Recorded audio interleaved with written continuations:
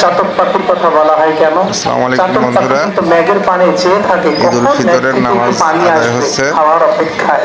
দেখেন হুজুর বয়ান তৃষ্ণার্ত হয়ে করছে। মারা যায় তাও কি পানি পান করে না। আমাদের ঠিক আত্মীয় তেমনই ভাবে স্বজন যারা কবরে যারা দুনিয়া সাহিত্য থেকে আছে চলে তারা গিয়েছে, আমাদের দিকে তাকিয়ে তারা আছে যে আসলে নামাজ আমাদের শেষ দিকে করে কখন তাকিয়ে একটু থাকে, আমার তাদের কি জন্য করবে আমরা আমার দোয়া উপরে করছি কিনা সয়গরে সেই সালি বা দোয়া সম্বন্ধেই করবে, হাত হুজুর তুলে আমাদের সঙ্গে কান্নাকাটি আলোচনা করবে। করছিল এই হাতের যে উসিলায় যদি আমার কবরের আযাব তারা মাফ হচ্ছে করেন চাতক আল্লাহ। যারা পাখির মতো আযাবের চেয়ে ভিতর, থাকে আমরা তো প্রত্যেক কখন দিন আকাশ এখানে থেকে এই এক রোদের ফোঁটা ভেতরে বসি না। বৃষ্টি বর্ষিত আজকে হবে। বছরে 2টা দিন, তার ভিতরে তো একটা দিন আমরা বসেছি। আসলে এখানে আমরা উচিত কেউ তাদের তাড়াহুড়ো জন্য করবো না। সবসময় দোয়া করা। হাজিরিন যারা এসেছেন অতি দ্রুত আমি কাতারে বসে বয়ানটা যান, 9 স্কিপ মিনিট করি সময় নাই, বাকি আছে। হয়তো হুজুরের ওয়াজও শুনতে পাবেন আপনারা।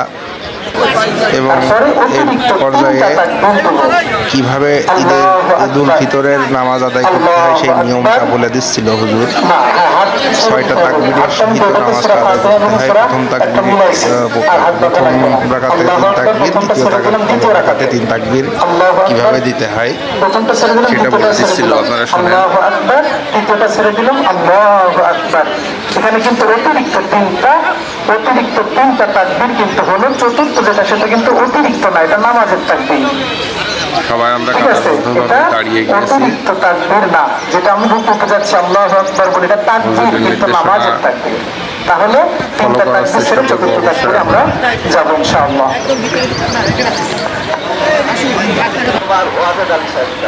এই পর্যায়ে আমাদের নামাজ শেষ।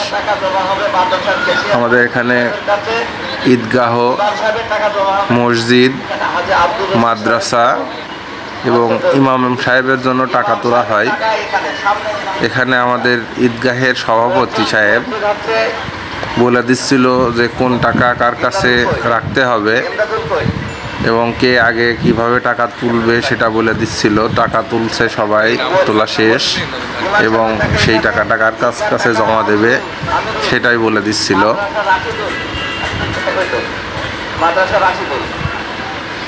কার কার এলাকায় এইভাবে টাকা তুলে অবশ্যই কমেন্টে জানাবেন।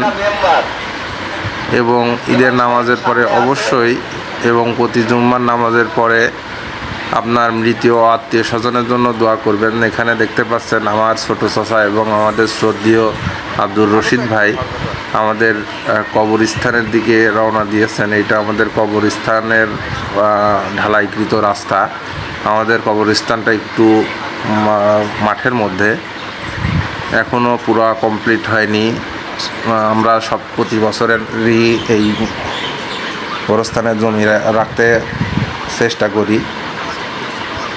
তো কবরস্থানের ভিতরে আর দেখাবো না, সবাই আমাদের সাথেই থাকবেন।